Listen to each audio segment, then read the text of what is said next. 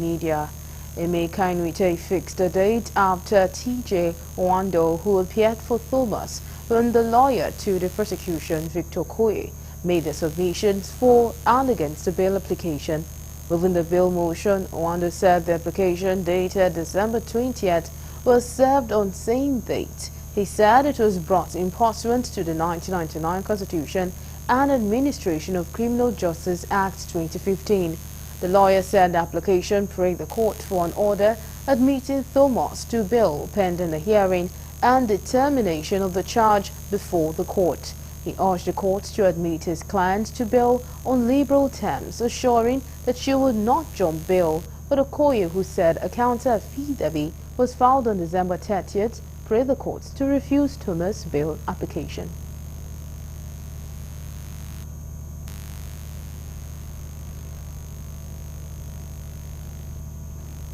Nigeria's crude oil production has surged to 1.8 million barrels per day from barely 1 million BPD earlier this year, with a target of hitting 3 million BPD by the end of 2025. According to the Minister of State for Petroleum Resources, Henyeken Lopobiri, Lopobiri disclosed this during the flag-off ceremony of Operation Delta Sanity 2 at the Nigerian Navy ship NNS Pathfinder in Port Harcourt.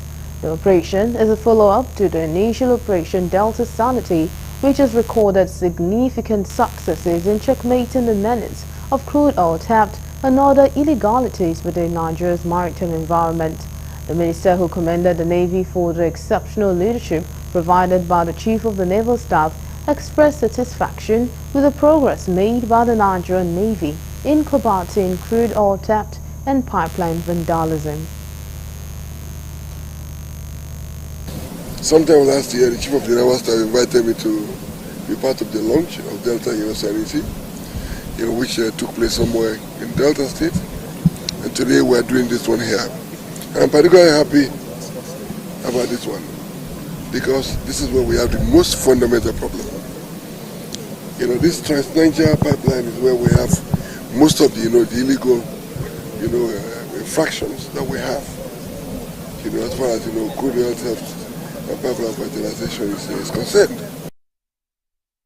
The Chief of Naval Staff, Vice Admiral Emmanuel Ogala, said the operation is designed to ensure a secure maritime domain for increased economic activities in line with President Bola Ahmed Tinubu's agenda.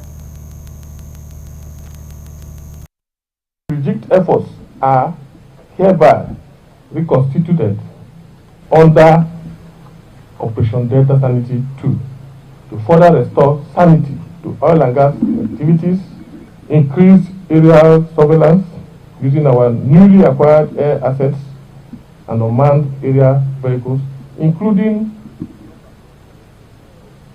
armed drones. The achievements of Operation Delta Sanity 1 necessitated the extension of the operation in pursuit of the charge by the Commander-in-Chief regarding the eradication of the threat posed by crude oil theft and illegal oil bunkering and pipeline vandalism to the nation's oil and gas sector.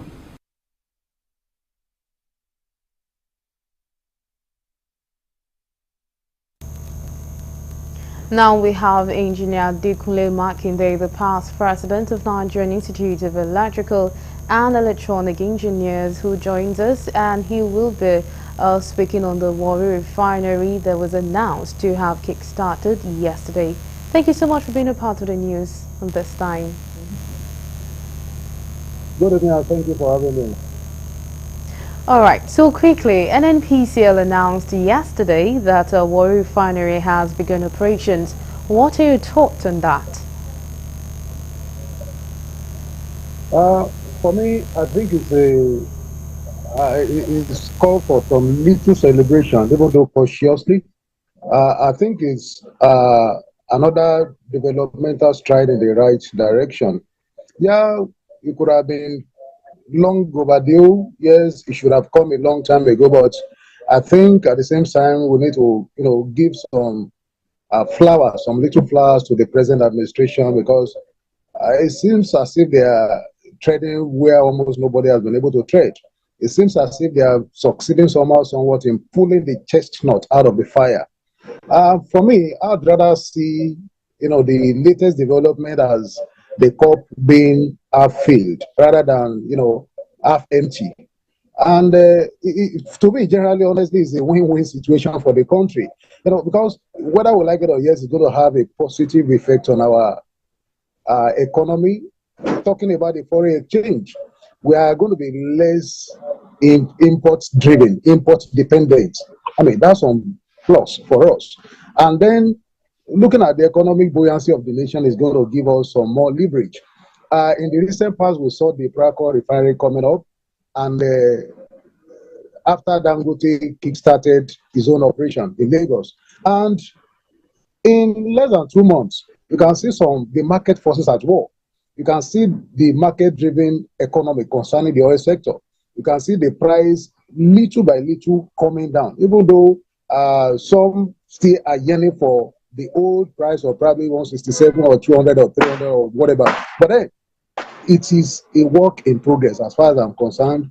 And definitely the positive impact, if you look at the economy of the people in the host communities, I can tell you that they are already getting better for it. They are feeling the impact, they are having the positive. Go to Eleme today, go to Alessa today, even before we come to Warri, go and find out what is happening there. The artisans, people especially people that are involved in building projects, they are getting more jobs right now. The people that are involved in trading, they are having more businesses, they are earning more income. And so when all of this happens, it has a kind of a ripple effect on the general economy, because there is going to be less trouble on the road.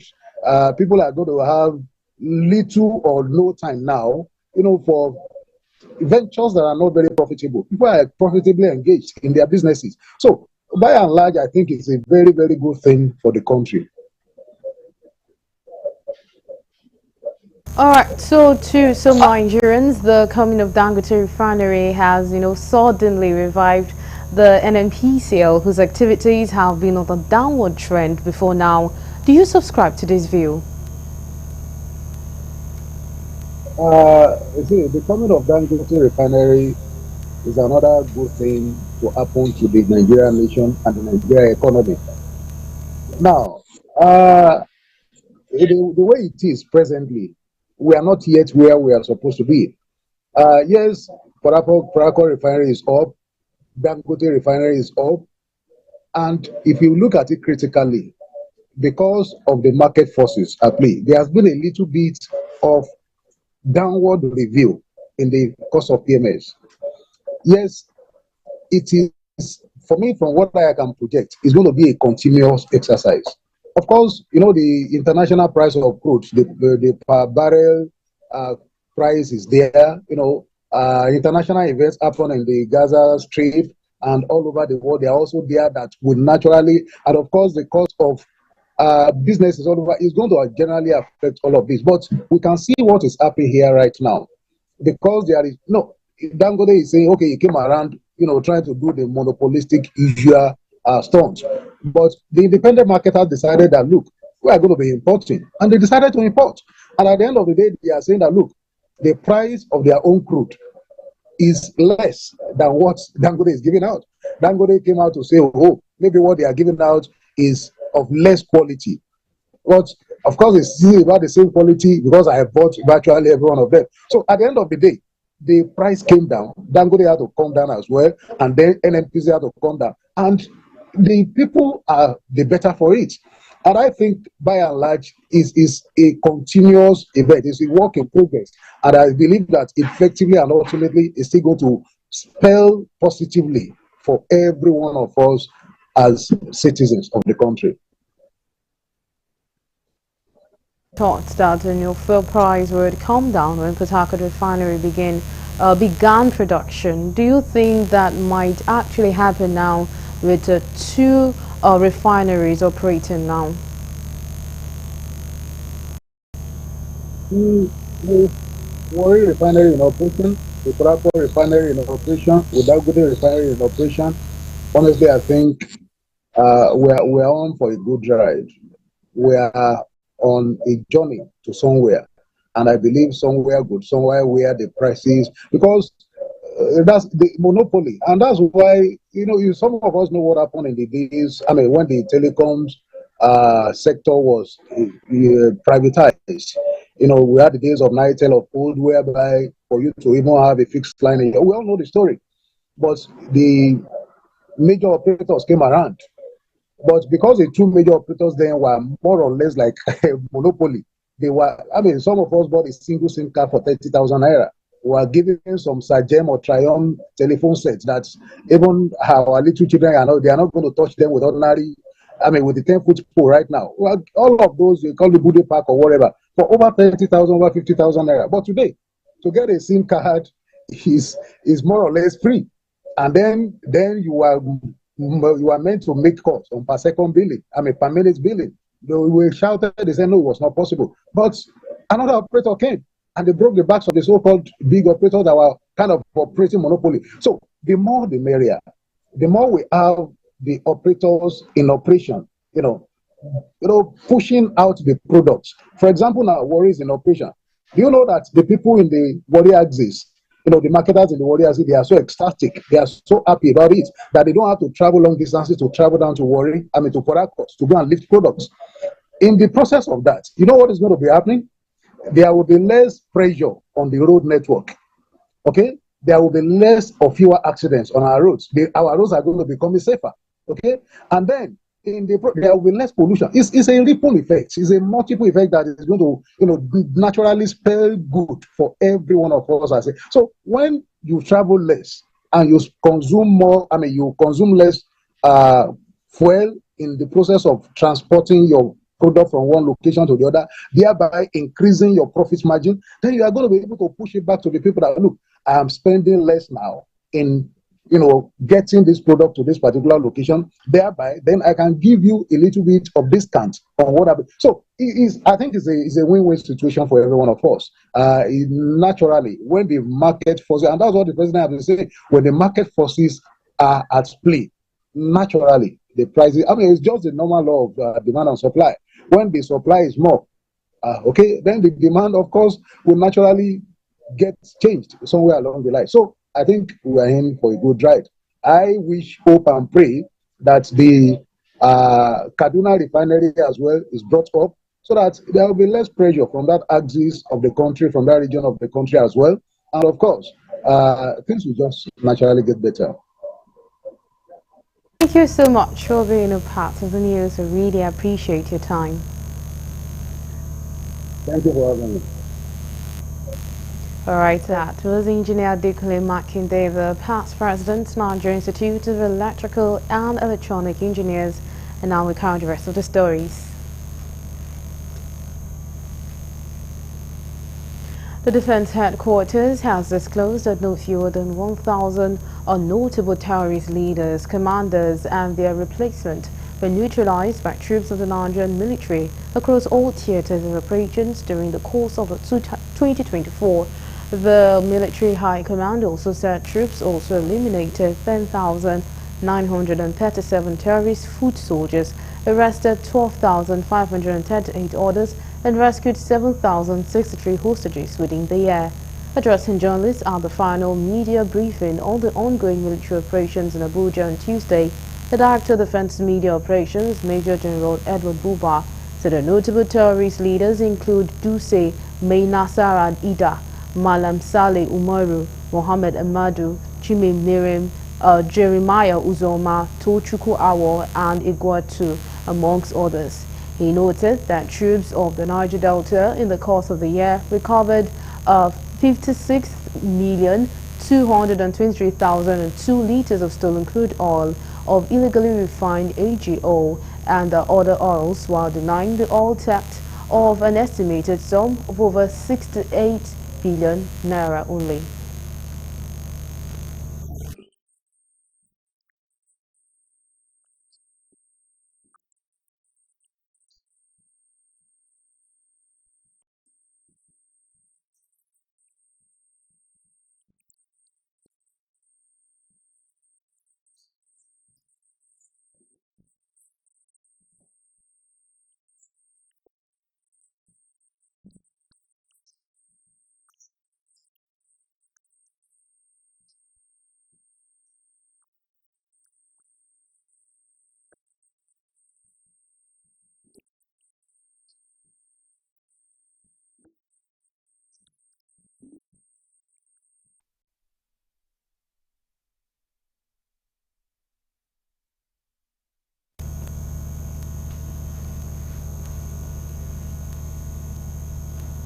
The Eshilokun Day 2024 was a vibrant celebration organized by the Eshilokun family, showcasing the rich cultural heritage and traditions that have been passed down through generations. Our Galaxy TV crew who were present recorded the exciting moments. They report. The Eshilokun Day 2024 was a vibrant celebration organized by the Eshilokun family, showcasing the rich cultural heritage and traditions that have been passed down through generations.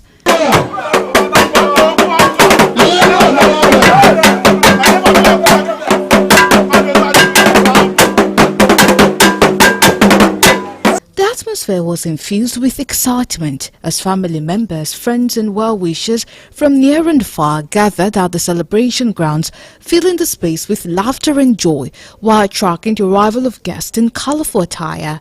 Dressed in traditional garments that reflected their royal lineage, all the descendants of Oba Eshilokun, the 7th of Lagos, added a splash of color and dignity to the event, tribute to the esteemed ancestor. The rhythmic beats of Gbedu drums resonated through the air, inviting guests to partake in the enchanting music that defined the day's festivities.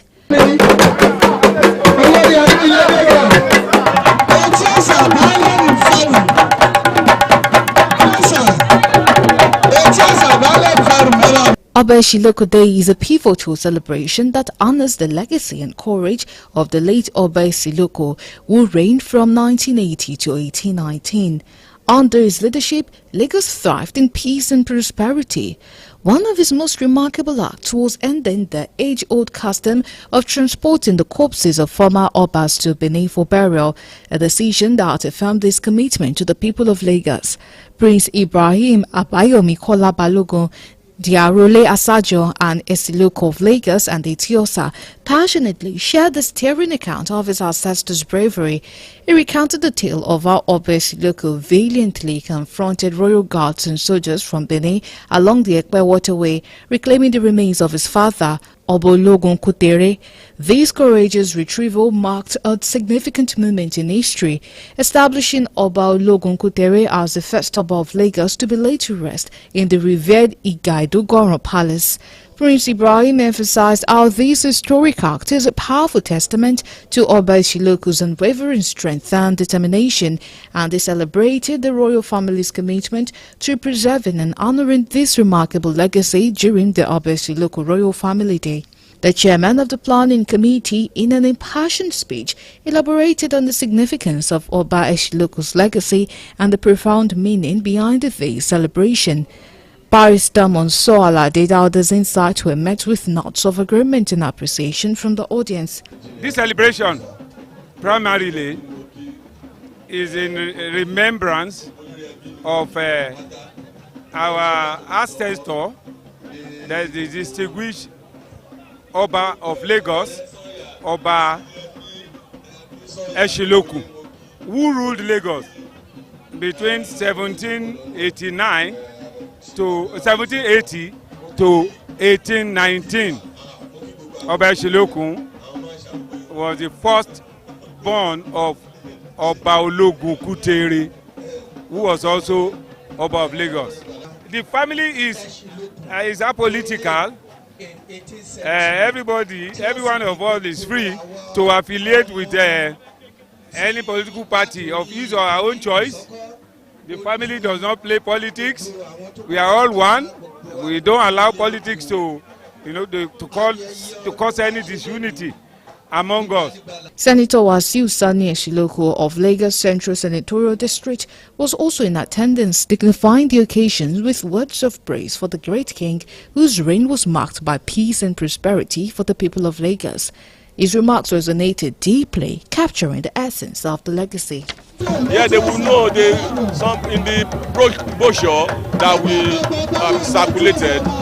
There is a brief history of the Eshilokun family, the role they played in the Obaship, everything in Lagos Island and beyond.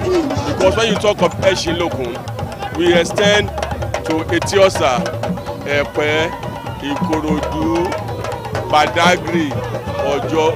We are all over Lagos State. The Eshiloku Grand Sheikh of Lagos, Mustafa Olontoyin Masha, took the podium as well, sharing thoughts on the importance of keeping the spirit of Eshiloku Day alive, reiterating its significance in the cultural tapestry of Lagos. People will see me here today and they say Sheikh of Lagos is around in Lagos. Yes, of course, because the Prophet has said to us that you should love yourself and love your kingship. And simply to remember his reign of Eshiloku, 1780 to 1819, his legacy, and to continue to make history in reference to his legacy, what he did to transform Lagos, to transform the institution of traditional, to transform the traditional institution, and to ensure sustainability. So that's basically what we are doing. Never to forget the reign of the first son of Obologu Kutere of Eshiloku, and to continue to ensure that the legacy is not forgotten. As the celebration unfolded, other family members each took turns at the microphone, sharing legacy of the forebear, further enriching the communal bond that the day represented. The reason being doing this is for all of us to gather and see ourselves at least once in a year. Here you find people from US, from America, from Australia, from England, from everywhere part of the world. They're here. Each of the branches has their own branches too. In Kosoko ruling house, we have our branches. So what we do is the eldest person within the family will be selected as the Olorebi, where everybody will, if we all agree, then we take him as Olorebi. In a ceremonial gesture marking the significance of the day, the descendants of the Eshiloku royal family gathered together to cut a beautifully decorated cake, symbolizing unity and gratitude as they commemorated Eshiloku Day 2024. The atmosphere burst with excitement as the cake was sliced, celebrating not just a moment in time, but a cherished legacy that continues to thrive.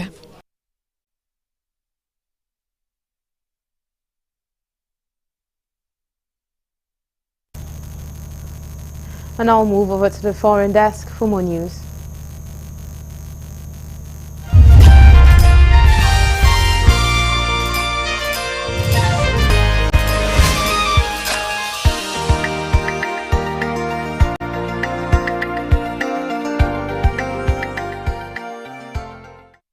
This is news from the international scene. Mozambique's main opposition leader, Venancio Mondlane, has called for unity ahead of a fresh round of protests against the outcome of presidential elections. In a live broadcast on his Facebook page, Mondlane, who is in self-imposed exile, urged citizens to join hands in their neighborhoods at 11:45 p.m. and sing the national anthem until the new year kicks in. We must find ourselves again as Mozambicans, he said. Mozambique has faced one of its bloodiest weeks since October, when Mondlane first called for protest after rejecting his defeat in the elections. A local monitoring group, Plataforma Decide, said that 179 people died in riots last week after the country's highest court confirmed that the ruling party candidate Daniel Chapo won the election.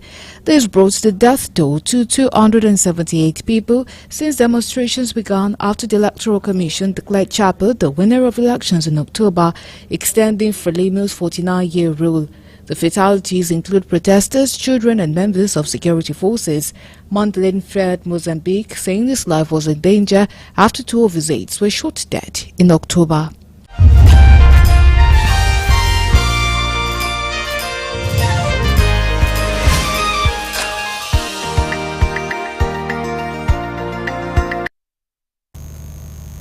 And also we have